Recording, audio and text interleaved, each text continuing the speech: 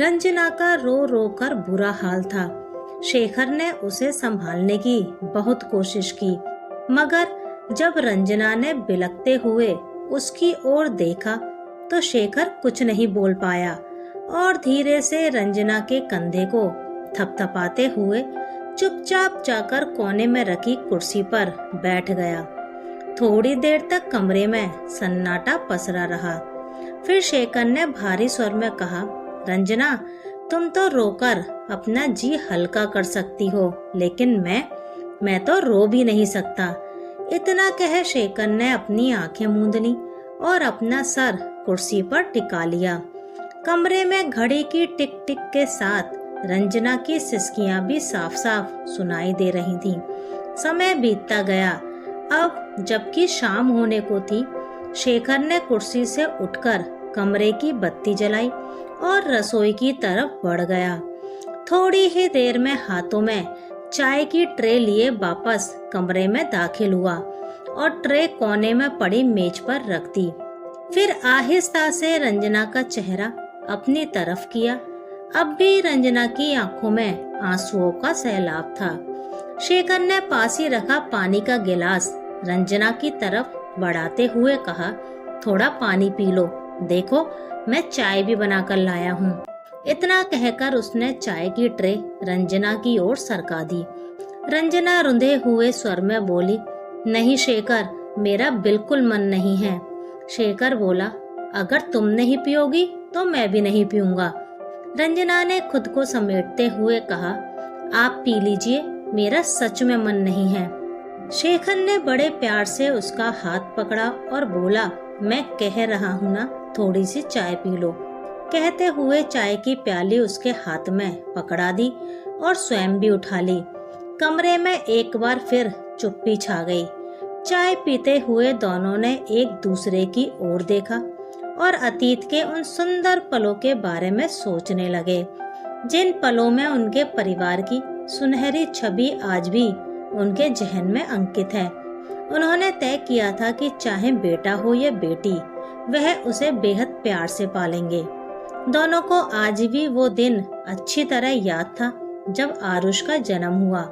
ऐसा लगा मानो उन दोनों के जीवन की हर कमी पूरी हो गई हो और जीवन में उन्हें सब कुछ मिल गया हो। उनकी छोटी सी दुनिया प्यार और खुशियों से महकने लगी। दोनों ने आरुष की परवरिश बेहद लाड़ और प्यार से की। वो मुस्कुराता तो दोनों खिल उठते और उसे रोता देख बेचैन हो उठते। आरुष भी उन्हें बहुत प्यार देता और उनसे अपनी हर बात सहजता से मनवाने में तो जैसे महारत हासिल की हुई थी। दरअसल वे दोनों भी उसकी बाल शरारतों में अपना बचपन जीते और उसकी हर जिद पूरी करने में कोई कसर नहीं रखते थे। समय जैसे पंख लगाकर उड़ गया। आरुष का दाखिला एक बहुत अच्छे स्कूल में करवाया गया। आरुष ने भी उन्हें कभी निराश नहीं किया, हमेशा अच्छे नंबरों से पास हुआ। बातचीत में निपुण और आकर्षक व्यक्तित्व होने से आरुष के बहुत से मित्र बने। यहाँ तक कि अब शेखर और रंजना भी उससे मित्रवत व्यवहार करने लगे। 11वीं कक्षा तक आते आते उसने अपने लिए सब्जेक्ट खुद चुन लिए। रंजना और शेखर ने ये कहते हुए हामी भर दी कि पढ़ना तुम्हें है, तो जो सब्जेक्ट तुम्हें पसंद हो वही लो। देखते ही देखते समय निकलता गया और जल्द ही आरुष ने किशोरावस्था में कदम रखा। तब शेखर और रंजना ने उसे बहुत प्यार से समझाते हुए कहा कि बेटा, जीवन में सब कुछ करना, लेकिन कभी ऐसा कुछ मत करना जिससे हमें अपनी परवरिश पर शर्मिंदा होना पड़े। आरुष ने मुस्कुराकर उनसे वादा किया। समय अपनी रफ्तार से बढ़ता जा रहा था। स्कूल के बाद कॉलेज और फिर एक बड़ी नामचीन कंपनी में अच्छा सा जॉब। कुल मिलाकर कहें तो आरुष ने जीवन में कभी पीछे मुड़कर नहीं देखा। हर कदम पर सफलता उसके कदम चूम रही थी। शेखर और रंजना दोनों ही आरुष की कामयाबी और काबिलियत पर फूले नहीं समाते। सब कुछ बहुत अच्छा चल रहा था।